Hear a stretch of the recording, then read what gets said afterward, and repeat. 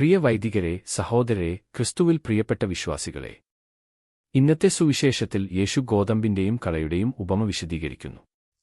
വയൽ ഈ ലോകമാണ്, നല്ല വിത്ത്, രാജ്യത്തിന്റെ മക്കൾ കളകൾ, ദുഷ്ടന്റെ മക്കൾ കൊയ്ത്ത്, ഈ യുഗത്തിന്റെ അന്ത്യം. ഒരു ചോദ്യം സ്വാഭാവികമായി ഉയരുന്നു: ദൈവം നല്ലവനാണെങ്കിൽ തിന്മയും പാപികളും നിലനിൽക്കാൻ അവിടുന്ന് അനുവദിക്കുന്നത് എന്തുകൊണ്ട്? തിന്മ യാഥാർത്ഥ്യമാണെന്ന് യേശു നിഷേധിക്കുന്നില്ല. പാപം ലോകത്തിലുണ്ട്, സഭയുടെ ഉള്ളിൽ പോലും. ഗോതമ്പിനിടയിൽ മുളയ്ക്കുന്ന കളകൾ വിശ്വാസികൾക്കിടയിലെ പാപികളാണ്. പാപത്തിൽ ദൈവത്തിന് ഒരു സന്തോഷവുമില്ല, കാരണം പാപം അവിടുന്ന് സ്നേഹിക്കുന്ന അതേ ജനത്തെയാണ് നശിപ്പിക്കുന്നത്.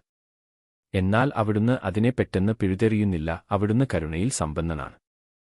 യേശു പാപികളെ ഒരു പ്രത്യേക ആർദ്രതയോടെ സ്നേഹിക്കുന്നു എന്നു പോലും പറയാം. അവരുടെ പാപത്തെ അംഗീകരിച്ചുകൊണ്ടല്ല, ഒരിക്കലുമല്ല, മറിച്ച് അവരുടെ തിരിച്ചുവരവിനായി ആഗ്രഹിച്ചുകൊണ്ട്. അവിടുന്ന് തന്നെ പറഞ്ഞതുപോലെ, നീതിമാന്മാരെ അല്ല, പാപികളെ വിളിക്കാനാണ് ഞാൻ വന്നത്. ഈ ആർദ്രത സുവിശേഷങ്ങളിലുടനീളം നാം കാണുന്നു. അവിടുന്ന് സക്കായിയെ തേടിച്ചെന്നു, പാപിനിയായ സ്ത്രീയോട് ക്ഷമിച്ചു, പത്രോസിനെ അവന്റെ നിഷേധത്തിനു ശേഷം പുനഃസ്ഥാപിച്ചു, നല്ല കള്ളനു സ്വർഗരാജ്യം വാഗ്ദാനം ചെയ്തു. നാം ക്ഷമ ചോദിക്കുന്നതിനേക്കാൾ എപ്പോഴും ദൈവം ക്ഷമിക്കാൻ ഉത്സുകനാണ്. ഇത് നമുക്ക് വലിയ പ്രത്യാശ നൽകണം. നമ്മിൽ ആരും പൂർണ്ണരല്ല, നാം എല്ലാവരും ബലഹീനതകളും പരാജയങ്ങളും വഹിക്കുന്നു. എങ്കിലും അനുതാപമുള്ള ഹൃദയത്തോടെ നാം കർത്താവിന്റെ അടുക്കൽ വരുമ്പോഴെല്ലാം, പ്രത്യേകിച്ച് അനുരഞ്ജന കൂദാശയിൽ, അവിടുന്ന് നമ്മെ കരുണയോടെ സ്വീകരിക്കുന്നു. സഭ വിശുദ്ധരുടെ ഒരു കാഴ്ച ബംഗ്ലാവല്ല, മറിച്ച് കൃപയാൽ സൗഖ്യമാകുന്ന പാപികളുടെ ഒരു ആശുപത്രിയാണ്. എങ്കിലും ഇന്നത്തെ സുവിശേഷം ഒരു മുന്നറിയിപ്പ് കൂടിയാണ്. ദൈവത്തിന്റെ ക്ഷമ പാപത്തിൽ തുടരാനുള്ള അനുവാദമായി ഒരിക്കലും തെറ്റിദ്ധരിക്കരുത്. കൊയ്ത്ത് വരും. നന്മയും തിന്മയും വേർതിരിക്കപ്പെടുന്ന അന്തിമ ന്യായവിധി കാത്തിരിക്കുന്നു. അതിനാൽ ഇന്നാണ് മാനസാന്തരത്തിന്റെ ദിവസം. നാം ജീവിച്ചിരിക്കുന്നിടത്തോളം കരുണയുടെ വാതിൽ തുറന്നിരിക്കുന്നു.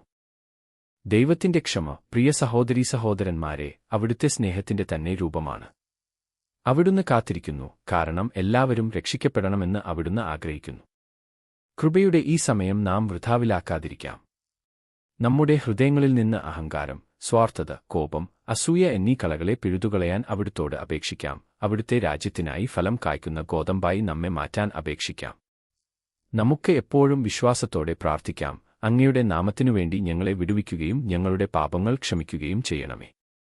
കരുണയുടെ മാതാവായ പരിശുദ്ധ കന്യകാമറിയം നമ്മെ തന്റെ പുത്രന്റെ അടുക്കൽ നയിക്കട്ടെ. അന്തിമ കൊയ്ത്തിന്റെ നാളിൽ പിതാവിന്റെ രാജ്യത്തിൽ സൂര്യനെപ്പോലെ നാം പ്രകാശിക്കാൻ. ആമേൻ.